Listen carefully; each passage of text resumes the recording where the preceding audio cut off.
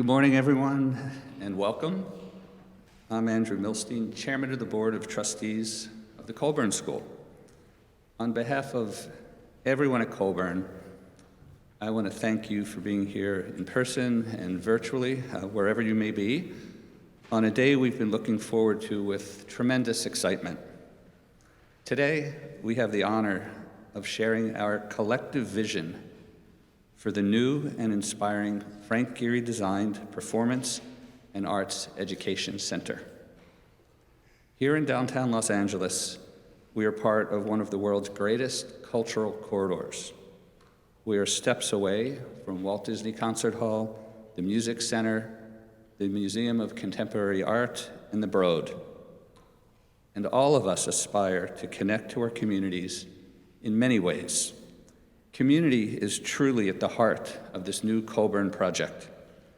The artistic community of Los Angeles will bring to life our new 1,000-seat concert hall and 100-seat studio theater.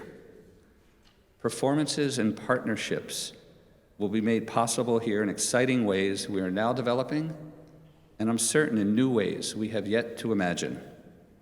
And Los Angeles audiences can engage with our established and emerging performing arts community. As we've thought about this project, and in particular the concert hall, we have focused on the phrase, Hall for All. These words have catalyzed our thinking about who our communities are, how we can connect to them, how our arts organizations develop and build their audiences, and how these new spaces will give our students and artists a home from which to shine. Today, you will hear more about an important seed gift in support of making the hall the most accessible and active it can be. The center will not only be a lively crossroads for education and performance in the heart of downtown LA, it will also contribute to the architectural landmarks of the city. This Frank Gehry campus will be the third Gehry project in as many blocks, creating the world's greatest concentration of his architecture. As we unveil the design, please join us in imagining the future of music and dance in Los Angeles and around the world. Here now to introduce the design is someone who's been helping realize this project with tireless enthusiasm and unwavering faith in its vision. Please welcome the President and CEO of the Colburn School, Sel Kardan. Thank you.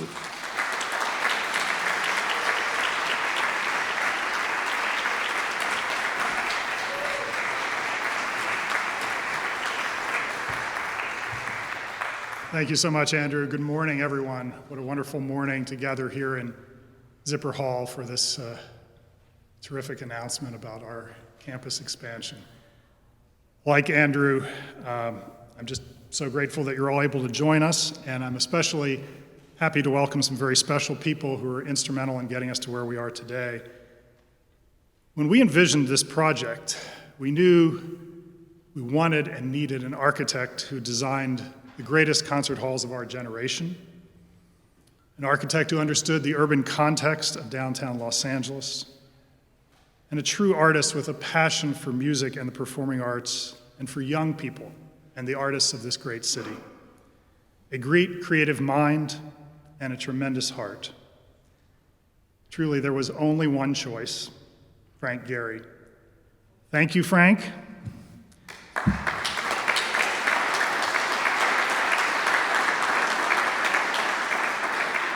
Thank you for your partnership, your vision.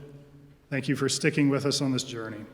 And I also want to recognize other members of the Gehry Partners team who are here with us today, Craig Webb, Megan Lloyd, and Kristen Raggins. I also want to extend a warm welcome to two special guests who are underscoring the importance of this project to Los Angeles by their presence today. City Council Member Kevin De León, welcome.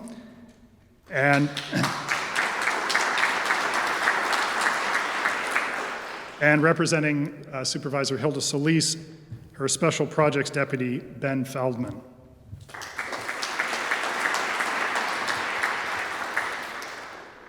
Today we have wonderful news to share about this project we've been dreaming about for many years. Thanks to the support and generosity of many individuals in our community, we are proud to announce that we have raised $270 million towards an estimated $350 million campaign goal for the new building project. That means we're moving forward.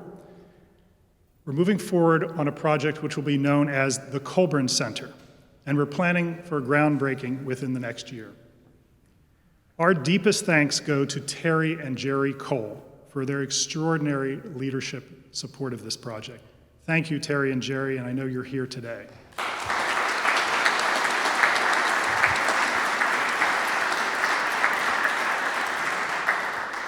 In deep appreciation for their incredible generosity, I'm delighted to announce that the concert hall in our new center will be named the Terry and Jerry Cole Hall. Again, thank you both.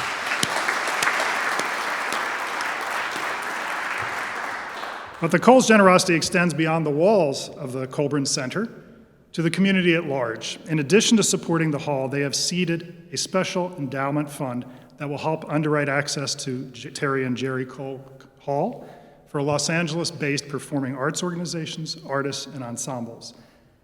And I think that deserves another round of applause for the Coles. This fund will ensure that multiple diverse groups have access to this beautiful and approachable performance space. It's the Coles' hope that other philanthropists will join them in building a robust fund that will help ensure vibrant community use of the hall. One such ensemble that will have a long-desired home in Cole Hall will be the flagship ensemble of the Colburn Conservatory of Music, the Colburn Orchestra. And I'd like to thank Eva and Mark Stern for their gift to this campaign, which will generously underwrite the Colburn Orchestra. Thank you to the Sterns.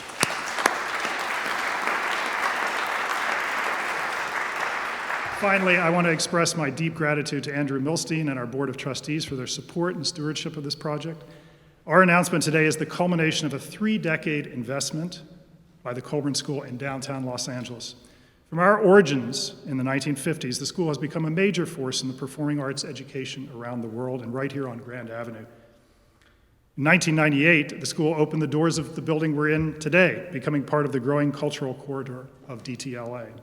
A few years later, the Colburn Conservatory of Music, our degree-granting collegiate division, was created, prompting the school to embark on a major expansion. In 2007, we opened the building just across our plaza, which includes 200-seat Thayer Hall, teaching rooms, rehearsal spaces, a residence hall, and the Colburn Cafe, open to the community.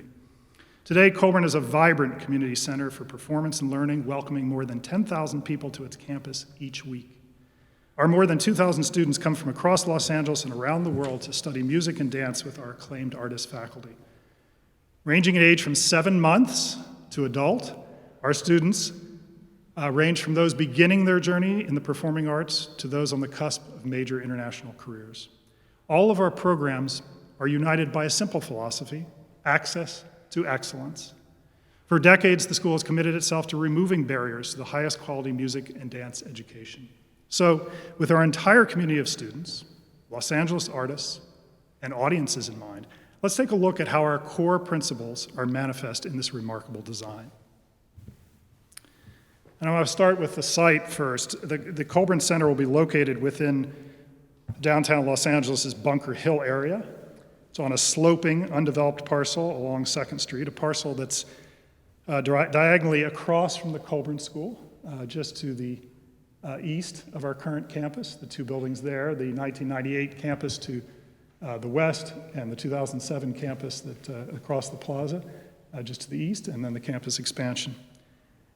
That site, the campus expansion site, has been used as surface parking since at least the late 1950s.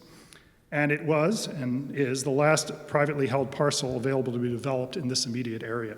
The project further extends the Performing Arts District to our east and reinforces Bunker Hill as one of the world's great cultural destinations.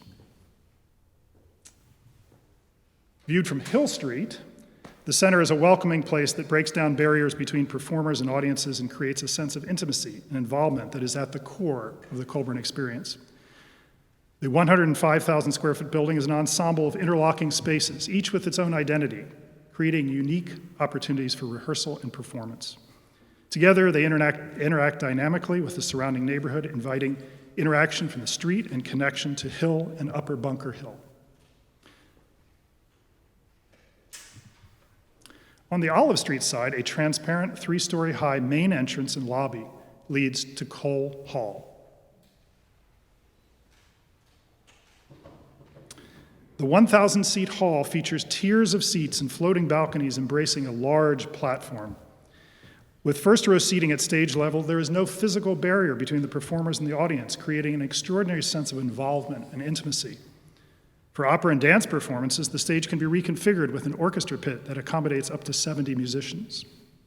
And overhead, these spectacular suspended panels of acoustic ceiling resembling clouds floating over the hall. And the hall will be bathed in sunlight during the daytime thanks to 2 large skylights. From the street, Terry and Jerry Cole Hall will be an opaque volume, but it will open up to the city and the world outside its walls. Built-in technology, including industry-leading broadcast, capture, and streaming capabilities, and sound reinforcement to support a variety of musical performances. Planned for projection capability will bring the plaza to life, inviting the community to experience live performances outdoors. Cole Hall is designed with superlative acoustics in mind, and this project reunites Frank with his longtime collaborator on Walt Disney Concert Hall, Yasuhisa Toyota of Nagata Acoustics. Yasu Toyota has been chief acoustician for illustrious concert halls around the world, including Suntory Hall in Tokyo, and the Frank Gehry designed New World Center in Miami Beach, Fisher Center at Bard College, and Boulez Saal in Berlin. So that's on the Olive side. Now we're going to take a look at the Hill Street side again. Next slide, if we can. There we go. On the Hill Street side, the building is an ensemble of glass enclosed volumes, which will be the new home of our dance program, the Trudel Zipper Dance Institute. These spaces will support our programs in ballet, modern, and tap dance, and more than double our facilities dedicated to dance, making the Colburn Center the most comprehensive dance education complex in downtown Los Angeles. Here in our dance facility, you'll find 4 large dance studios and a very large 100-seat studio theater, as well as support spaces for dancers arranged in a 3-story stack. Due to the building's transparency, these studios will create opportunities for casual interaction, enabling the public to witness the beauty, dedication, and work of dance training. And thanks to the ingenious way Frank has used the natural slope of the terrain, the topmost studio theater, which overlooks Hill Street, will be at the same level as Cole Hall entrance on Olive Street, allowing the lobby to service both venues for concurrent performances to take place. Weaving all these volumes together and adding to the green space of downtown LA will be 2 gardens. The roof garden on the top of the studio theater will offer views over 2nd Street and to the east. This will be a wonderful place for pre-performance gatherings, for intermission, and for small-scale outdoor performances. The other garden, at the Dance Institute's ground level, will have a private entrance at Hill Street and 2nd Street. This will be a more intimate space where students, faculty, parents, and visitors may gather, study, converse, relax, and enjoy small-scale concerts. So I think you can see why we're so excited about this design of the Colburn Center and what it will bring not only to our students and our community here at the Colburn School, but to all of Los Angeles. And in a little while, I'll have the privilege of speaking with Frank, talk a little bit more about the project and his vision in its design. But first, I want to give you a taste of what you'll hear in our new performance spaces, and in particular, Cole Hall. I want to welcome Alaysha Fox, who's an LA Opera Colburn-Stein young artist, and she's joined by Colburn Conservatory pianist Sam Glicklich for a performance of an aria from Richard Wagner's opera Tannhäuser. This is a song about a beloved, legendary music hall, which they will now address to the 21st century hall of our future. Welcome them.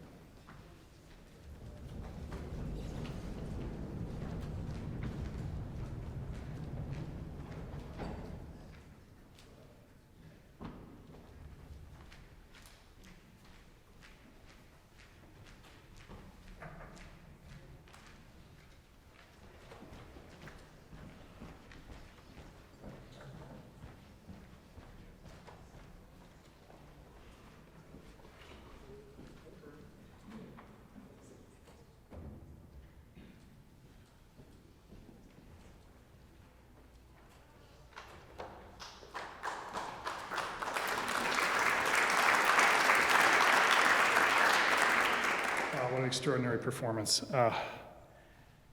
The Colburn School has, over many, many years, benefited from a close and supportive relationship with our elected officials in Los Angeles.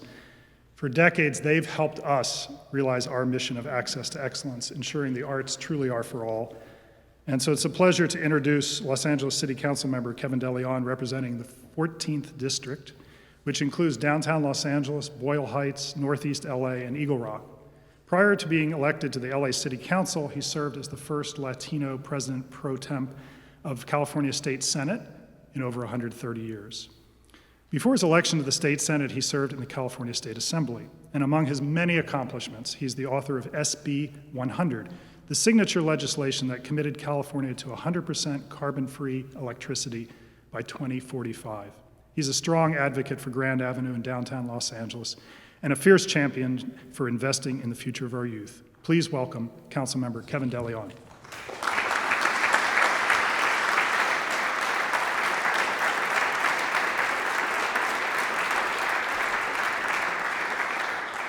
Thank you so very much, Sel. It's indeed an honor and pleasure to be here with each and every one of you. I want to give a very special thank you, I know, to both Terry and Jerry Cole for their incredible leadership, for their incredible contribution to make this dream come to reality.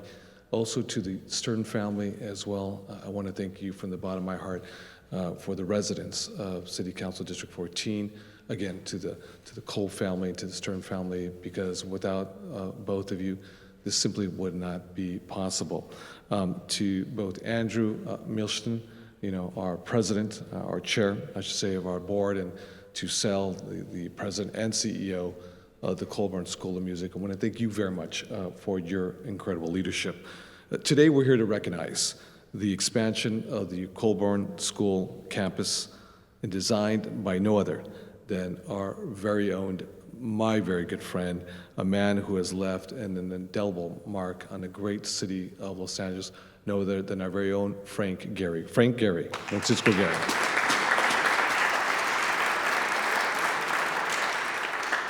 Now, Frank, as we all know, is originally Canadian, but we know he's all 100% Californian.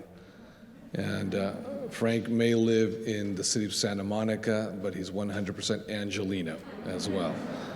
So you're both a Californian and an Angelino, not a Canadian or resident. Oh, you may be a resident of Santa Monica, but we claim you because you are a son of California and an Angelino, and you are proof positive what immigrants do when they come to the greatest country in the world and the contributions they make, the rich, beautiful tapestry, the mosaic of who we are as a multifaceted, multi-diverse and cultural city, the city of Los Angeles.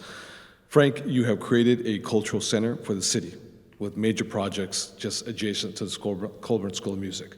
Obviously, we know the world-famous Walt Disney Concert Hall, Caddy Corner, right next door when we open up the Grand Hotel, you know, whether it be the Conrad Hotel, the residences and all the restaurants and all the retail and the commercial space that we're going to have, and just to have the dynamic, you know, pedestrian walkways on Grand Avenue that will be the future. A lot of folks say, I just got back from Paris, I just got back from Italy, just got back from Barcelona, I see all these people walking everywhere. Why can't we do that in Los Angeles? We're going to do that in Los Angeles. And we're going to do that right here in downtown LA, and we're going to do it here on Grand Avenue. This will be one of the most world-famous locations in the entire world. And it's because of someone like Frank who's brought us together. It's only fitting that someone so as talented as Frank would provide this designed addition for the Colburn School. Both are a source of creativity, ingenuity that define Los Angeles. The Colburn School has not just stepped into Los Angeles history, but in fact are making history by shaping incredible artistic talent that will define future generations. But if you think that Colburn is defined exclusively by the campus, you're mistaken, because the Colburn School of Music, Dance, and the Arts are not defined exclusively to a campus or a building. Instead, they're defined by the talented people from everywhere who choose to share in a language of art, that art has no physical boundaries. That's why the Colburn School commits itself to share their love of music and dance with LA Unified School District students who live within a 6-mile radius, for kids who quite simply can't afford access to prestigious schools. In fact, what you're doing is you're democratizing.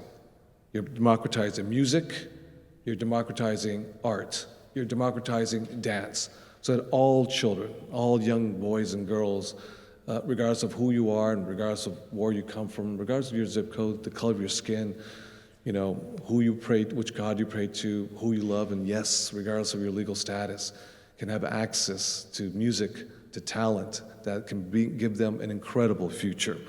This expansion will expose 5,000 students to its various programs, including the Access Fund, a need-based financial aid program providing students full access to the Community School of Performing Arts. And let me underscore and highlight, italicize and bold, and the Jumpstart program, an after-school training program offering 100% scholarship-supported access to the school's music education programs. This provides students all the materials they need, including instruments at no cost. This is important because it breaks down the financial barriers that families have, especially at a time like this when a pandemic that has left many families financially distraught. The expansion will deliver exactly what the children of Los Angeles need at a time they need it the most, to release their pent-up emotions that they've been holding on to throughout the stress of social distancing, masking, and isolation. We are at an inflection point in our city's history, and the building of the new concert hall could not come sooner. And that's why the incredible leadership of the Cole family, the Stern family, and Mr. Millstein, as well as Sel, leading up the charge for Colburn School of Music, and the incredible design, architectural design of not just Frank, but his whole team that's here together today, redesigning what Los Angeles looks like for future generations to come. All of you have come together, and I can say from the bottom of my heart, on behalf of the residents of the city of Los Angeles and City Council District 14, we're going to come back, and we're going to lead the charge. It's going to be here in Grand Avenue, And it's because each and every one of you who have been incredible supporters at any level. What you have done, it's going to come to fruition as a team, as a family, and we owe it to each and every one of you. So from the bottom of my heart, I'm so looking forward when we have that, groundbreaking ceremony, when we have that shovel, and we can dig out that dirt, and we can break up the concrete, the cement, the asphalt, and we can create these buildings that provide the talent that this city, this state, this nation, and this world need. Thank you so very much. God bless you all. Thank you much.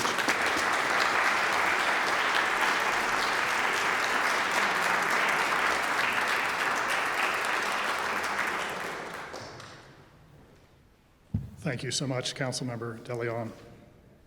We're also very pleased to have with us today Ben Feldman, Ben representing Supervisor Hilda Solis. Ben Feldman is Special Projects Deputy, working on metro and large developments throughout the 1st District. Before joining the Supervisor's office, Ben worked as a real estate attorney for large law firms here in LA, but most importantly, he's a lifelong Angelino, proud Bruin, and arts lover. Please welcome Ben Feldman.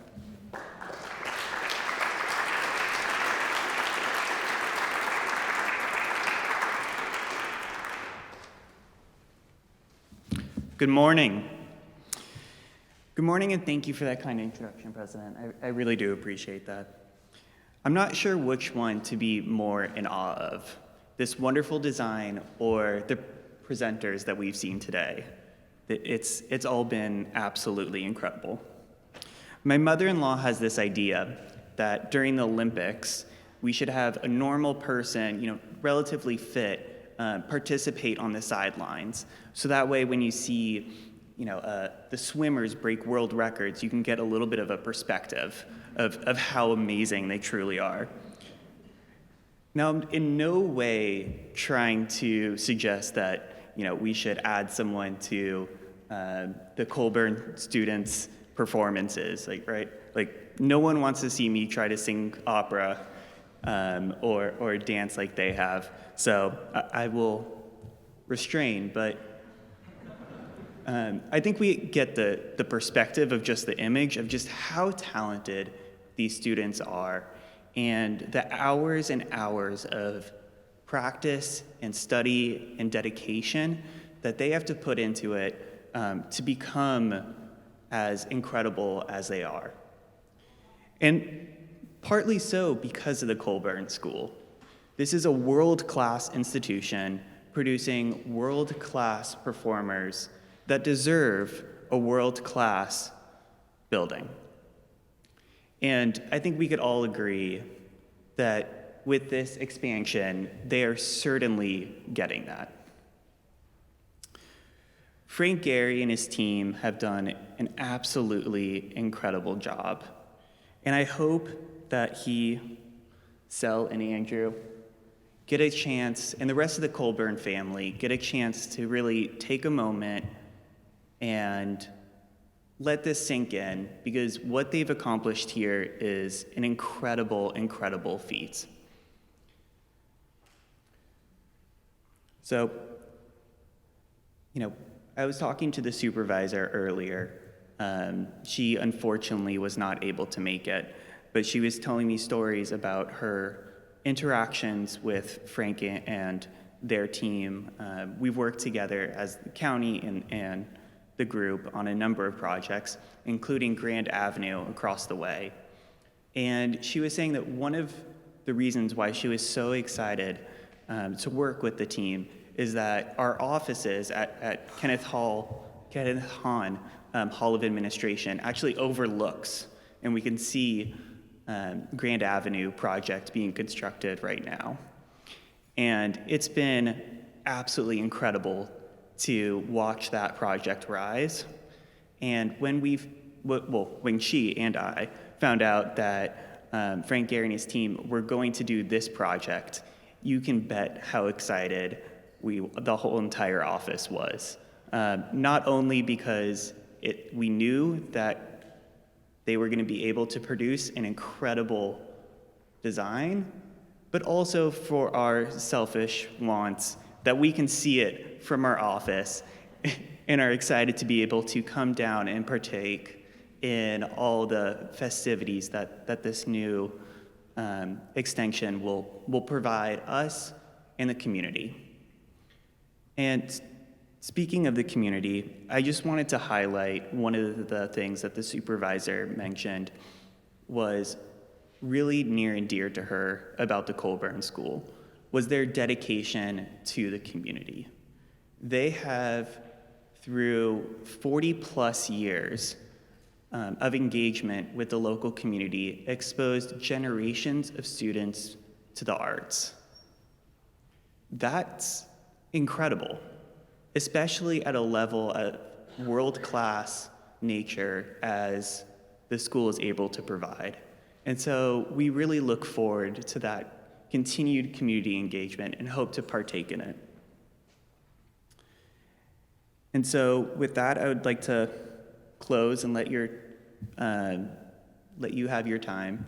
But I just wanted to say that the supervisor does send her deepest regret for her last minute conflict and wishes that she could be here, but knows that our offices are fairly close and will be partaking in future events.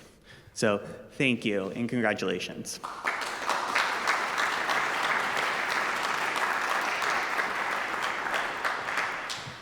Thank you, Ben, and thanks to Supervisor Solis. Well, you've already seen from the design what a tremendous impact the Colburn Center will have on our dance program at the school and for the community.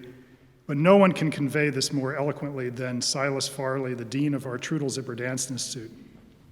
He's a brilliant dancer, choreographer, and educator with a passion for helping in the development of young dancers.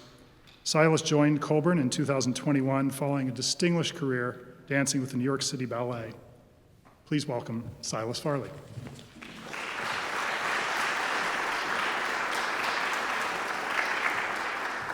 Good morning, everyone. It's a pleasure to be here with you all. And I was thinking about some layers of what makes this project so special to me. I am the embodiment of someone whose life was changed and whose destiny was set by the power of an artistic education. And through my time dancing in New York City Ballet, I had the privilege of dancing inside of a great work of art, that theater that Philip Johnson designed for Balanchine at Lincoln Center. So this project is the synthesis of both of those things. It's a place for a level of artistic education that's incomparable, and to be inside of a great work of art that Frank has designed for our school. My associate dean and I, Darlene Callahan, have a vision for a holistic artistic education for dancers. And Frank and his team have designed a building that makes that possible for us, undergirding the different dimensions of the training that we desire to provide with spaces that make it possible. These 5 gorgeous studios that you've seen, this studio theater that the students will take their classes in and then perform in. We have a weekly class in our curriculum called Artistic Inquiry, where the dancers investigate the history and development of the art form, and Frank and his team have designed this whole library inquiry space in the dance building. We want our dancers to be healthy and to take care of their physical instruments. Frank and his team have designed a whole suite for physical therapy, for conditioning for the dancers. So there's every kind of architectural support for the vision of the work. And then both the 100-seat studio theater and the Terry and Jerry Cole Hall are designed for dance. This is so powerful because it's going to give us a new picture of what dance can be. When we go into Cole Hall to perform ballets, you'll see a masterpiece by a Jerome Robbins or a George Balanchine, but you'll see it 360. When do you ever see the traditional ballet repertory anywhere but a proscenium? But we're going to get to investigate those works 360. And the space itself will inspire a new kind of choreography, one that is devised to be seen from every angle. The last thing that I want to say is that this building is for us as a school, but it's also for the community. And I was thinking about how the art of ballet is predicated on the idea of turnout, that we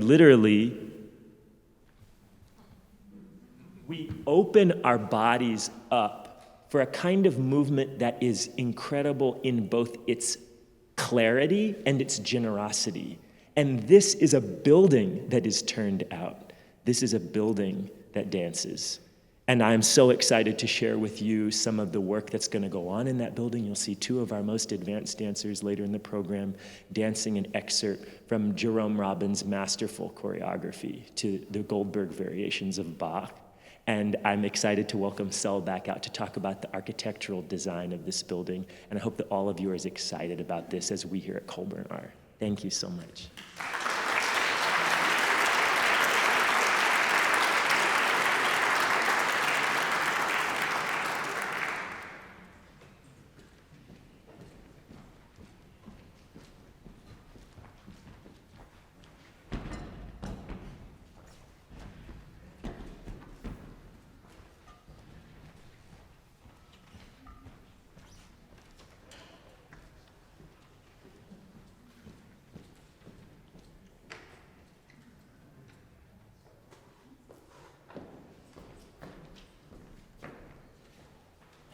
And now it's time to hear from our designer himself, a person who needs no introduction, the most celebrated, revered, acclaimed architect in the world. Please welcome Frank Gehry.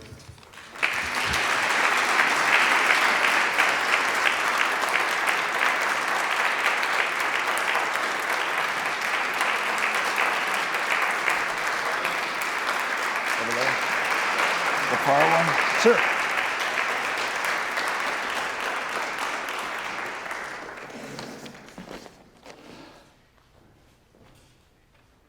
'93, okay. Just. Oh, well, we're here, Frank. We're here. Do we have pictures? No. We had them. We might be able to put more pictures up. They'll work on that. We'll put more pictures up. Can we go back to the slides? I think we'll do that. So I've come to many concerts here. You go to more concerts than I go to. A lot of concerts, Frank, but you go to more concerts than anyone I know. And I think your love of music. The piano concerts here are spectacular. The piano spheres. So I wanted to ask Frank, we've talked about it a lot, but you have had this long association with downtown Los Angeles, not only with Disney Hall, but your understanding of downtown LA, and particularly Bunker Hill and the Cultural District. And I thought you could talk a little bit about that and how our project that you've designed so magnificently fits into to your vision for downtown LA. So I used to live on 9th Street and worked at a jewelry store on 3rd Street and parked my car on Bunker Hill and used the trolleys to come to work. So I know the area a little bit, yeah. What did you ask me? I forgot. Well, just how all these pieces fit together. I mean, in your mind and your vision for. Well, for me, I met a guy named Ernest Fleischman. Do you remember him? And I think he became my music teacher for many years. And I worked with him on the Hollywood Bowl, and almost anything he asked me to do that had to do with the LA Phil and Zubin and all of that culture. I loved it and couldn't get enough of it. So we remodeled the bowl. I actually did the restrooms at the bowl. You should. They're great restrooms. They really are. They're wonderful.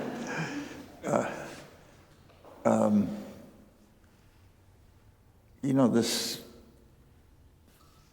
creating a cultural district is I guess everybody's dream. New York has one, so we should have one. There've been some. We had the Chandler. We have the Chandler. We have the theaters. The orchestra got better and better over the years. And Esa-Pekka Salonen, who spent a long time here, took it to new heights. And then they brought in this Latino guy. I'm married to a Latina. And so that culture is in my life. And Gustavo took me to Venezuela to see his origins in the Sistema. And to witness kids from all walks of life, rich, poor, physically disabled, even mentally impaired, playing in an orchestra like they're treated like the real thing. And it's an incredible legacy that Gustavo came from and believes in, and that's why the Yola project was so important to him, and I got really taken in by it personally. And I, as I think about all of your performance venues, there's this evolution.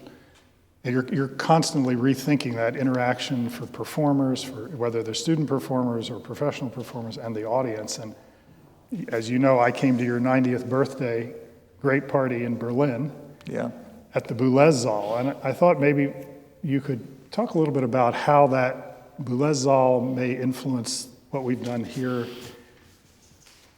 Well, I got involved with Barenboim because of the Israeli-Palestinian orchestra called the Divan that they created, and I traveled with them and got very excited about what that was doing. And I teach at Yale in architecture for the past 20 years or so, and I give every year, every time I do it, I give a concert hall. And the kids travel and see concert venues around the world and so on. I gave the project to do the Divan in Berlin, or in I think it was in Turkey. And I met Daniel and got involved with and been enamored with that project. And he asked me to do the hall. The hall for the students, it wasn't a big hall, it's in a warehouse in Berlin, so you can't see it from the outside. We did a 700-seat hall. I volunteered and did it, and made it with Yasu. We created a floating balcony. You know, when the balcony hits the wall, it stops the sound. When you pull it away, the thing breathes, the sound breathes. And so this small hall, we tested this floating balcony. Yasu was skeptical. We were all kind of worried. Would it work? But it worked like a dream. And so, God bless it, we're using it here. And it's one of the busiest halls in Berlin now. Every night of the year, there's some extraordinary performance here. And I know that's our dream for this facility too. That it's a Well, it's just another piece of the music and the cultural puzzle here to have this facility, which I'm sure is going to be used by even the opera company will. And my next dream is to fix the Chandler so it can. Well, I know one of the things you were excited about, and I'm so glad you insisted on, was an orchestral pit for the hall. You're not only an incredible designer, urban planner, architect, but you also design opera sets, and you insisted in our new facility that we have a pit. And I'm so happy you did. Yeah, and there's one under the seats in Disney Hall somewhere buried that we got to open it up again. But I think that opera, you know, Gustavo is in Paris because he loves opera. I can imagine once this building's built and the pit is there, will be. The transferring between buildings is going to be exciting because they're going to be all different sizes. So this doesn't take away from the Opera House. It just adds another piece to their puzzle, gives it. Can you talk about, I think we've got images rotating, it'll come up. How about the ceiling? Let's talk about that incredible ceiling. You've never done anything like it before. No. I think it'll come up in just a second. Craig Webb, my partner, I think he's here somewhere. We were looking at the ceiling, and we actually were looking at Magritte's painting of the clouds, and just put it there just for fun, thinking this doesn't mean anything, it's not going to be relevant. And I realized that when we built Disney Hall, since it's open, Esapeka and Gustavo always ask, can they put musicians in different parts of the hall? Because they want to spread the sound and envelop the audience, and they get excited about doing that. But it's hard to do it if you haven't planned. So since this is a school, and we can play, right? We can try stuff, right, and not get beat up for doing it. Usually the ceilings are filled with catwalks for lighting and stuff like that. We could build the catwalks so they hold performers and create an intimacy between the ceiling and the audience. Not just from the sides, but from... Right. And it's an experiment. I think it'll work. You guys will figure it out. But it was an opportunity to do it. And so the clouds stayed. We didn't do a sort of a ersatz Magritte. They are functional elements that are thick enough to take care of bouncing the sound where it's needed to be. And we've worked with Yasu's guys to make the shapes work exactly where they want them. So. Well, you mentioned Yasu, and I was going to ask you, you've had this amazing relationship with Yasu on so many projects, and what's that collaboration like? Well, we started with his mentor, I forget names, but he's Japanese, so he doesn't talk a lot. He just looks at me a lot.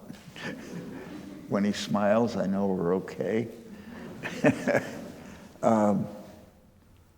He understands music and loves it, and